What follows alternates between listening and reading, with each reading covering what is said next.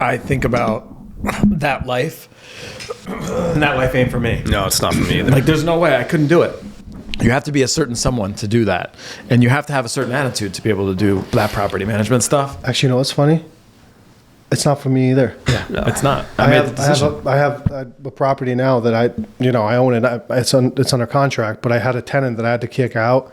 Going through that process, I just didn't like it, bro. I told her, I'm like, hey, I said, I'll give you money if you need. I just felt like, she's been here 3 years. She's 2 kids. I felt disgusting. It's not fun. I had 19 apartments in Woonsocket, and the people that you deal with over there, it's just like, I don't want to be handling phone calls from these people. They don't appreciate what they have here. They use the system to their advantage. The system helps them be lazy, which was annoying. And I was like, I don't want to be in a place where I'm almost encouraging people to stay here and take advantage of the system because I own the property. Like, it felt wrong to me. And I was like, I'm all set, Yeah. I kept my tenant in my unit probably a year or two, maybe even 2 years too long. And it ended up costing me, after I got them out, which didn't cost me anything. They actually left finally.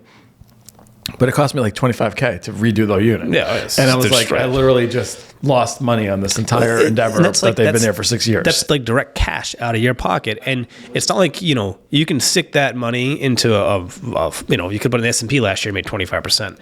But real estate, yes, it can appreciate, but it takes money to fix things. And it's the cash reserves that you need to do it is tough. It's the scale. If you owning 10 units, 15, 20 is not going to be a life changer. But if you like anything else, man, like if you figure out how to go to 300, 500, 1,000, you're like your own bank now. Like you could do shit. Like you can you improve the units, go get a $10 million loan, reappraise them, right? Put that money into different projects. Real estate's not a get rich quick thing in investing. No. And it doesn't hurt you as much. It doesn't hurt you as much then when one tenant isn't performing exactly. or whatever. Right. It's an averages. You know what I mean? Totally. It's a business model. Like you said, Greg, he's obviously figured it out, which is awesome. Yeah. But the best unit owners I've ever seen of either low income or just people that aren't really the folks you want to deal with, the best owners I've seen, and even the best property managers I've seen, they have this different level of savagery about them, 100%. Where they can separate themselves from that humanity in that moment and just be like, no, this is what the rule says, so that's it, done. And or even take it. This is a great story. It's about probably 12, 13 years ago. I know a guy that in Westerly, he owns a bunch of units, and self-made, like just earned every unit he could possibly get. And I actually was in a transaction with him.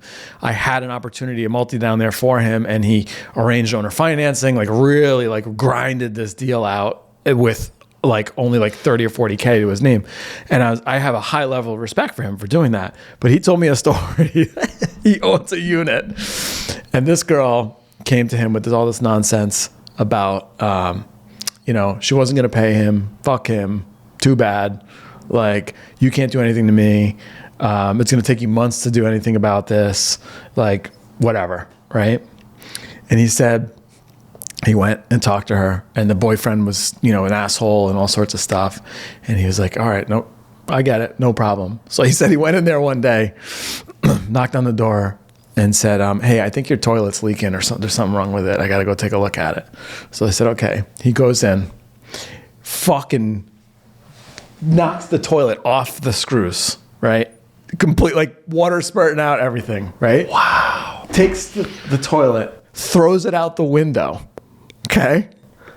Yes. And fucking water's pouring everywhere. And he looks at them. He goes, this place is uninhabitable. I don't think you can live here anymore. You need to get out. I love that. Yeah. I love that. I was like, holy shit. Right. But that's the level of savagery you have to have. Right. Yeah. It's like, that's like, insane. the health department's never going to let you live here now. You need to get out. Yeah. That's amazing.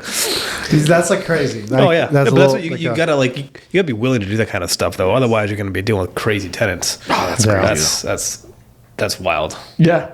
That's but again, move. Like, but that's the level of savagery I feel like is necessary to deal in that. In most spaces, to be honest, like our space, I feel like you don't have to. Like our businesses, if you figure it out, it's pretty white glove, clean cut, you know.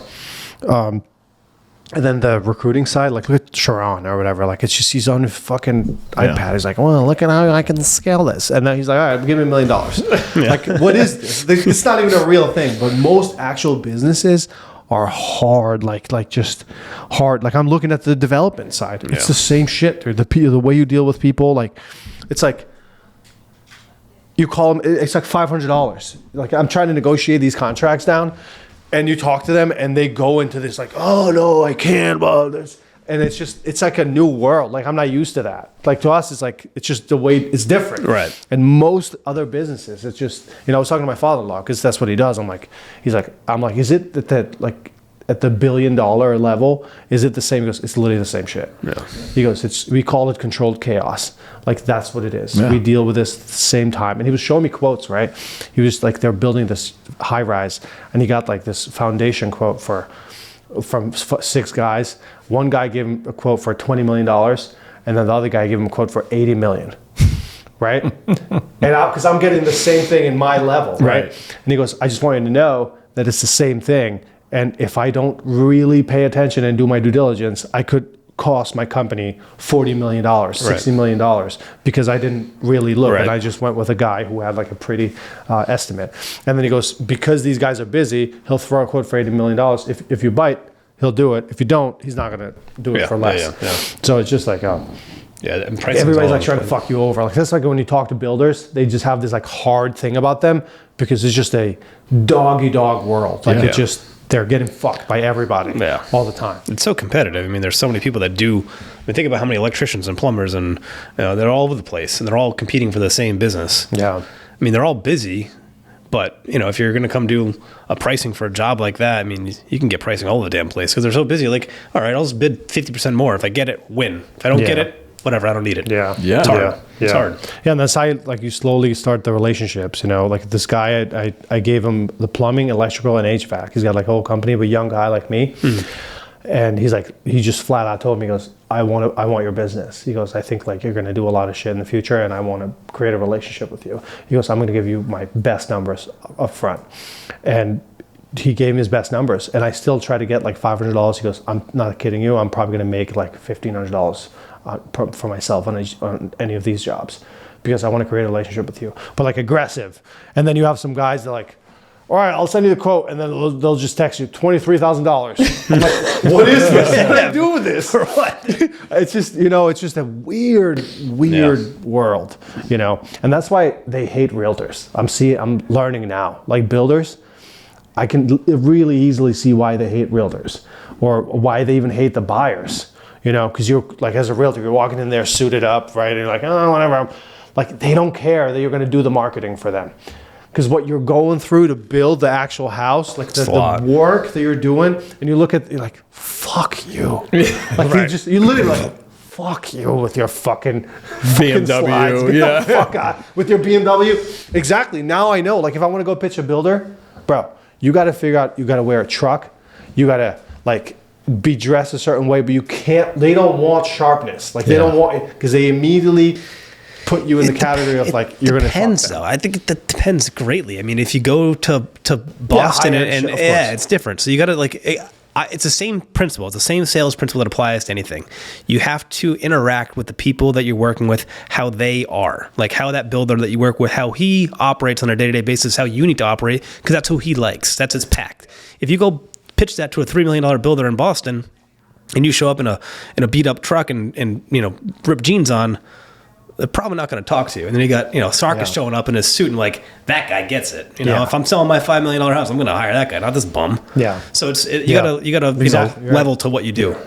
You do get to meet them where they're at, but it's a really good point though, because you're right. A lot of these, like a rough and tumble, single or few developers, small developers, correct. Like they're you show up in Carhartts and a like a hoodie, like you're good, right? It's like the whole Kendrick Lamar, like they not like us, right? Like you need to have someone that's like more like you, right? And that's how you assimilate with people. So this is a good point.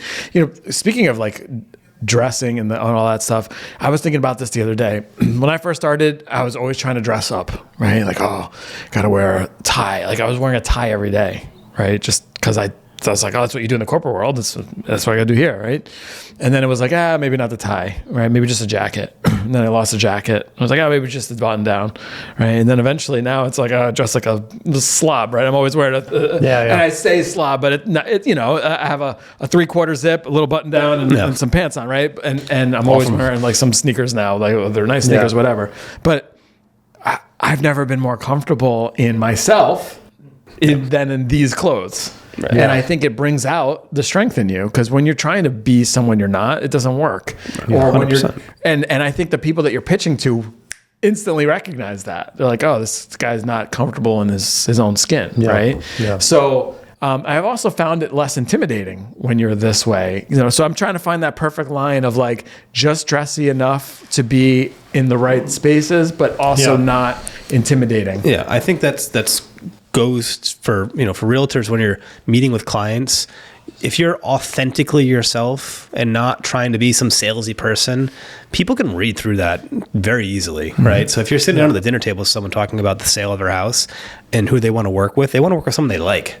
Yeah. And if they don't like you, if you can't have a good conversation with them, they don't feel comfortable with you, they're not going to hire you. For sure. And I think that's like a secret power that anyone can have, is learning how to have those conversations and make the person that you're meeting with very comfortable, and automatically you're going to have a leg up on other people. Yeah. And I think the key to that is what you said, which is authenticity. Like you got to be yourself. 100%. But also what you said about dressing up or down, it does have to do with the market, and I think our business, it's not about, when you say dressing up, you wear a suit. It's about kind of showing effort into what you put together. Yes. Like in our market, it doesn't really matter. You know what I mean? But again, if you go to Boston or New York, like you look at Ryan Serhant and all of his agents, they're dressed up.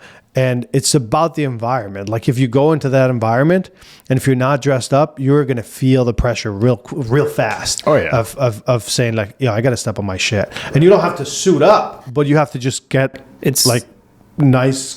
You have to be put together. Because when you go to New York, right? Like it's like a fashion show. You walk down the street, everybody's dressed up. It's just a thing. But like if you watch these shows on TV, and that's like what common conception that everyone sees, like $1 Million List in New York and LA.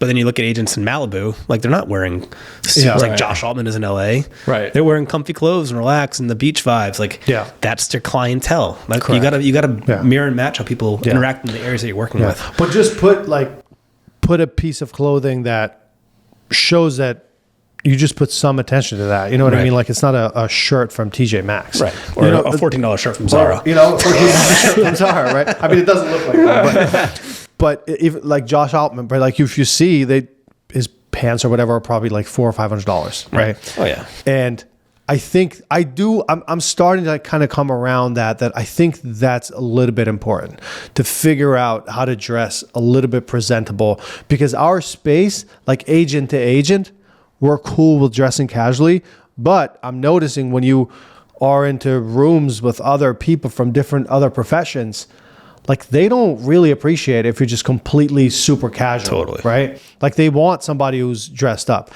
Somebody mentioned that like, I forget who it was, but something about like how they want their financial advisor to have their suit on every day. Yeah. Right. And they want to feel like when they look at their suit that it's a little bit uncomfortable. Yeah. Like that's how you want that person to be, like tight. You know what I mean? Yeah. And it says something about that person, or a lawyer, right? Like we've all worked with lawyers who it's a relaxed lawyer, and then you see a lawyer in a suit, you're like, oh fuck, that guy is like, serious. That guy fucks. You know. Well, we were talking with we had Amelia here a few weeks ago. Amelia is always dressed up, looks sharp and presentable, and we were talking about referral relationships with different networking groups that you're a part of, and he was talked about what's the not BNI? BNI, the BNI groups, right? So if he goes to the BNI group where he's meeting with accountants and lawyers and all these different people that are in business, and he shows up dressed like a bum as a realtor, as a professional, I don't think the other people that are professionals in their industries are going to take him seriously. Whereas Emilio, I think, presents himself well in those meetings and with those people because he's meeting them where they're at. Like he's mirror matching those people where they're at. Yeah. So now he's respected as a professional in his industry in that environment, and he does that very, very well. So you know what's really funny? I had a BNI meeting this morning. This is what I wore to the BNI meeting. Yeah. Immediately would laugh at you. And I'm thinking to myself, He wouldn't be in the same room as it. He loves us. our tax accountant. He's owned his business for 43 years in Providence. He's like the most networked guy in the universe. Suit and tie every day. Yep. Like, that's legit, right? He's that guy, managing money and advising people what to do with their money and taxes and all that type of stuff. And it's really funny because that's how you see it, right? Our estate attorney, right? She's amazing. Every day, simple dress, pearls, like cut hair perfectly, put together, right? And you think about it, and it's true. Like, in those professions, that's what's so well respected. Mm-hmm. Then you got me hopping in there, Mr. Like, I try to dress like I'm kind of going to Newport every day, right? Like, but that's my thing. And I was actually going to allude to that. I dress how I'm going to where I'm going. Yeah. I really do, and I do it subconsciously. But I will say it's like, I'll get dressed, come downstairs, talk to my wife, and be like, I'm Newporty today because I got a showing in Newport. And I'll be like totally just like that, nautical themed out, person. And then when I'm coming up to hang out and grab dinner in Providence, black jeans, right? Yeah. Fresh kicks, like totally different. Yeah. But it is, you dress to where you're going. And I think that does give the comfort level to the people you're hanging out with. I find it for myself, anytime I dress up, like I put not even a suit, but like a blazer at least with a shirt. Yeah. But when I go out, I have more positive interactions with people. Because you're in a good mindset, though. Yeah, I feel great, right? I feel great. People feel the energy. Yeah, I feel great because I'm like, all right, I took some time to put this together. Yeah. I feel great. And then, but when you're talking to people, like somebody will make a comment, like, nice blazer, right? And it's just, you're making these connections all the time, And like, I don't know why. Like, it's like, why don't I do that more often? Because it's hard, honestly. And it's like when you work from home, that's the other problem. Like, when you work from home, you have your own office. Yeah. Doesn't matter what the hell like, you wear. Sometimes I wake up, I'm like in my wife beater till 1 p.m. Just doing work. And then it's like the best I can do is put a clean hoodie on to put show house. But with baby spit up on it. But if you have like a routine where it's like you go to the office every day, you put the suit on, then you go to the lunch spot, you run to a person there, and they're like, oh yeah, I'm developing 35 units in Providence. Yeah, I'm a realtor. Here's my card, right? But like certain realtors, even in Providence, if you look like what's his name, Josh. He's with Martin Chase. Oh, Cullion. Yes, yeah, right? Yeah. He's always like legit, crisp, dressed up, legit. Yeah. But he sells the shit out of luxury stuff downtown, right? And he's known as that guy, right? And it's something to, like, I think we're on some, I don't know. I don't think like the wearing a hoodie every day and going to showings and just like wearing just some like shitty pants. I don't know. I don't think that's the answer, either. I think you got to find some sort of balance. Yeah, for sure. Well, I think we said being put together. If you look like you were designed that way, yes, then I think that's more important than anything else. Yep. It's like, oh, this person has thoughtfully put themselves together with a matching outfit, this, that, and the other thing, and like that's them. Mm-hmm. Then you kind of know what to expect, right, from that box. Yeah. Well, when you're talking to an attorney, you're talking to a money guy, you know what to expect. They're probably going to be detail oriented because you look at their fit and they're detail oriented.